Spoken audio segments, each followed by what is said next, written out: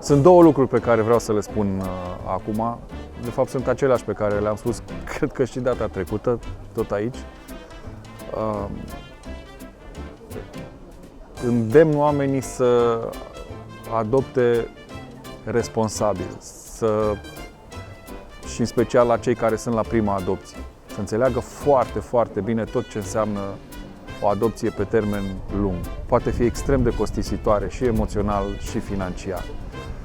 Și pentru cei care ar vrea să adopte, dar nu pot, dintr-o grămadă de motive, varianta cea mai la îndemână rămâne, uite, de exemplu, sunt mai multe. Ăsta este unul dintre ele, 8845, un SMS lunar și astfel ajuți la fel de mult, îi ajuți pe oamenii ăștia care ei ajută și cum pot și cât pot, căței aflați în situații mai nefericite.